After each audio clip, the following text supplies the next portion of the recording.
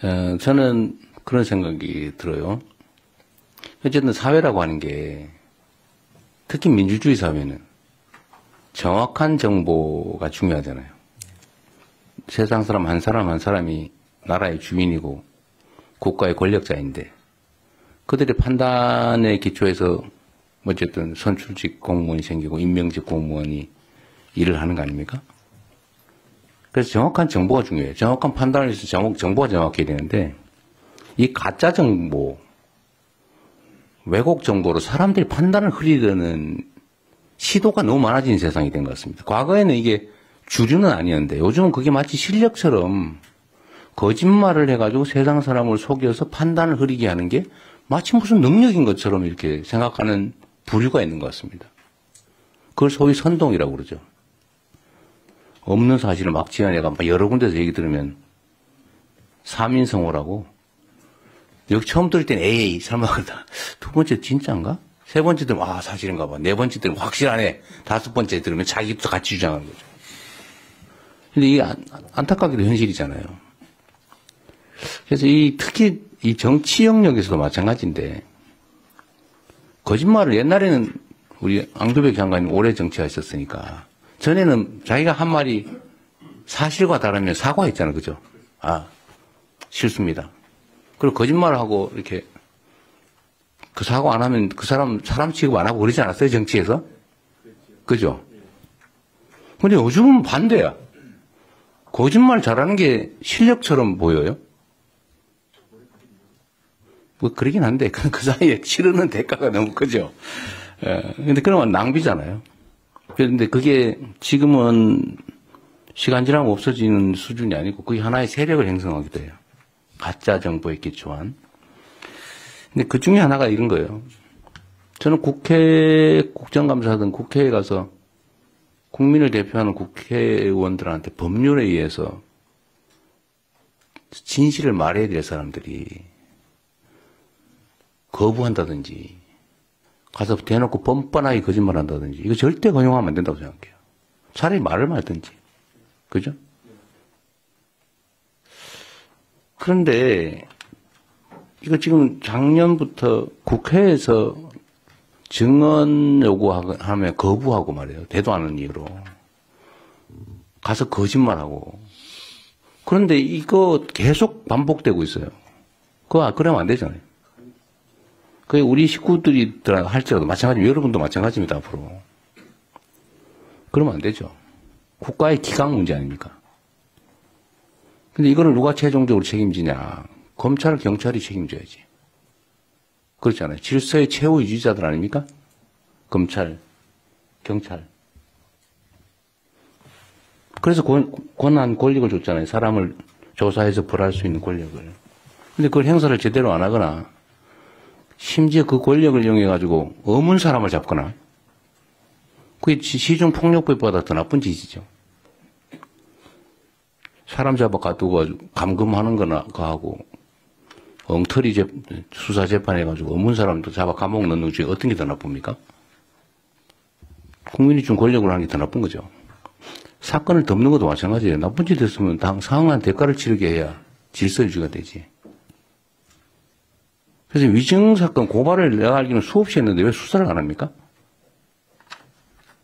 왜 그냥 내비두는 거예요? 내비두니까 계속 그러는 거 아니에요? 우리 국무위원들도 국회 가서 말도 안 되는 이유로 출석 거부하거나 그러시면 안 됩니다.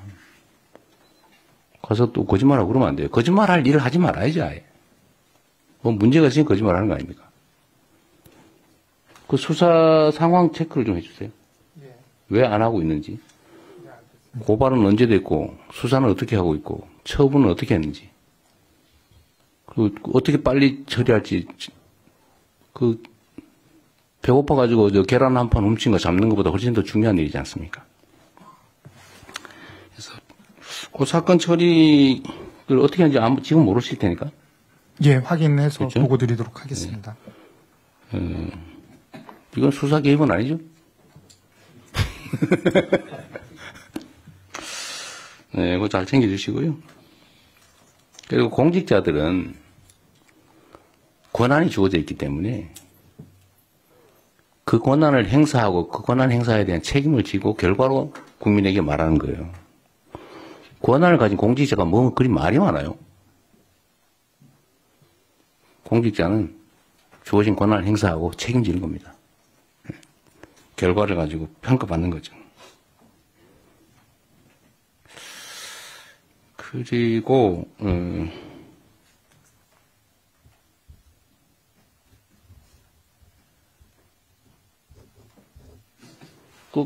국토부 장관님 어제 했어요? 네, 했습니다. 그 주택 정책 가지고 많이 질문 받으셨겠네요.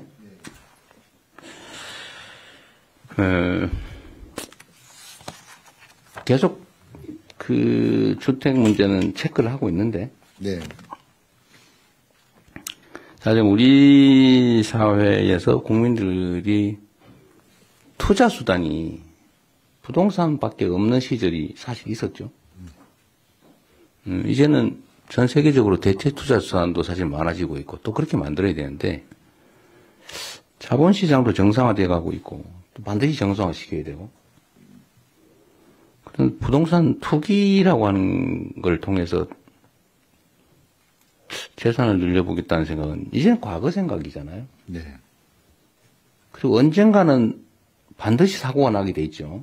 왜냐하면 우리나라의 부동산 가격이 예를 들면 국민 소득 대비 부동산 가격을 국제적으로 비교한 게 있는데 어느 정도 수준인지 혹시 아세요? 정확하게 모르겠는데요. 아마 1등일 거예요. 1등일 겁니다. 반드시 이게 너무 과대평가되고 있기 때문에 언젠가는 일본처럼 될 가능성이 매우 높죠. 우리 금융위원장님 맞죠? 제 말이. 이 폭탄 돌리기 하고 있는 거 아닙니까? 언젠가는 반드시 터질 일이죠. 그래서 방향 전환을 해서 생산적 금융으로 금융도 전환도 좀 하고 투자도 좀 합리적으로 좀 길게 보고 할 수 있게 사회 전체 분위기 판단을 바꿔야 되는데 하여튼 그 국토부하고 금융위가 제일 중요한 것 같아요. 준비 잘하고 계세요? 네네. 네. 그래서 아까도 그 얘기 잠깐 드렸습니다만 이게 무슨 막 정보 왜곡을 통해서 네. 시장 교란이 일어나거나 아니면 비정상 가격이 형성되는 거는 반드시 막아야 됩니다. 이게 나라가 망할 일이에요. 그죠? 그런 각오는 잘 가지고 계시죠? 네, 그렇습니다. 네. 저 우리 총리 어제 새벽에 많이 다니세요? 새벽 얘기 한번 해보세요. 새벽 총리라면서요. 예, 뭐 인력 시장도 가고 여기저기 갑니다. 가급적 일찍 뭐 이것저것 좀 들러보려고 하고 있어요. 하여튼 총리님도 뭐 잘 다니시고 계신데 장관님들도 그렇고 하여튼 현장에 좀 많이 가시면 좋겠어요. 그 대통령님 말씀 주셨는데 그렇지 않아도 장관님들 말씀 드리려고 했는데 그 이번에 국정과제와도 연관된 일들이 많고 하니까 그 연관된 것들을 그냥 서류에 있는 형태로 하지 말고 직접 설명하는 것이 좋을 것 같습니다. 그래서 가급적 국정과제와 연관된 것, 지금 관심 갖는 것들을 지방을 좀 많이 다니셨으면 좋겠다는 생각이 듭니다. 지방, 뭐 현장 이렇게. 네. 원래는 제가 전에 그 현재 상태 각 부처의 문제점들 예상되는 현안에 대한 대책 방안 뭐 등등을 좀 이번 저희 국무회의 보고하라고 했는데 아마 국정감사 준비 때문에 못한 것 같아요.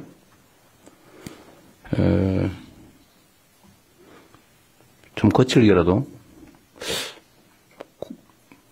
국정감사 준비하는 과정이라도 이거 제가 보고하라고 한 이유는 저번 보고 그거 다 기억하시죠? 준비하라고 한 거? 근데 오늘 소식 없이 안 해가지고 그렇습니다. 예. 해명이라도 해야 되는데 안 하고 있었어요. 국정감사 때문에. 그렇죠? 예. 예. 이해는 하는데 못했으면 못했다는 이유를 좀 미리 얘기를 해주면 좋았을 걸 그랬습니다. 어쨌든 다음 주까지라도 초보적이라도 하세요. 각 부처에 이건 좀 문제될 수 있겠다. 많이 하라는 얘기 아닙니다. 제가 지금 국정자원 정보관리원인가? 맞죠? 네. 국가정보자원관리원. 그것도 사실은 제가 한번 가보긴 했는데, 다들 고생은 하고 있지만, 그 원인이나 이런 걸 보면, 좀 어처구니 없어요. 제가 책임을 회피하자는 얘기 아닙니다. 뭐, 어쨌든, 우리 책임이죠. 관리를, 그런 것도 다 찾아내서 미리 예방했어야 되는데, 그 전에 뭘 했던 간에, 일단은 제가 취임한 순간부터 내 책임이니까. 비가 안 오는 것도 대통령 책임 아니겠습니까? 당연하지. 비가 안 올 수 있으니까 대비해야죠, 원래. 근데 어쨌든, 그걸 봤더니, 정말 어처구니 없게 사고가 난 것 같아요. 근데 그런 분야가 한두 군데가 아닐 거다. 특히, 제가 그 얘기를 했는데, 이 국방 비슷한 것 같아요. 사고 날 가능성은 매우 적지만, 사고 나면 큰일 나는 일이에요. 여러분이 관할하고 있는 각 부문에 수없이 많을 거라, 이 말이에요. 그게 옛날에는 전산직이라고 불려서 별로 중요하게 취급 안 된지 몰라도, 지금은 국정의 뇌 같은 거, 신경망이잖아요, 신경망. 그거 멈춰버리면 머리하고 손발이 따로 노는데, 그 멈추는 경우가 설마 있겠나라고 생각했겠죠. 근데 설마가 사람 잡은 거죠. 근데 이런 게 각 부처 소관 업무에 여러 군데 있을 수 있습니다. 그러니까 체크를 한번 해보라는 취지였어요. 체크해보세요. 위험 요소, 안전, 보안 등등 혹시 문제가 생기면 심각한 게 뭐가 있을까? 제대로 되고 있는 한번 보시라는 거예요. 좀 찾아가지고 다음 주까지는 그에 대한 대책이나 뭐 이런 걸 세세하게 마련하라는 게 아닙니다. 어떤 게 가능성이 있는지를 체크하세요. 쭉 업무 목록이 있을 거 아니에요. 매뉴얼에 내가 하고 있는 일 체크해보세요. 요거 혹시 문제가 있을 수 있나? 이거 문제 있을 수 있나? 이 정도는 해야죠. 다 체크해가지고 그래서 뭐 대책 다 만들어 라는 거 아닙니다. 이런 위험성이 있습니다. 제가 다음 주에 스크린 해볼 테니까요. 없으면 없다고 하세요. 대신에 없다고 했는데 나중에 문제 생기면 책임지세요. 대책을 다 세우라는 거 아닙니다. 다시 한번 얘기하지만 있나 없나 체크하세요. 있나 없나. 이건 문제 한번 체크해 볼 필요가 있습니다. 라는 걸 뽑아달라 그 얘기입니다. 근데 그 회의는 이제 비공개로 좀 바꿔서 다른 얘기를 좀 하시죠. 네. 이후에는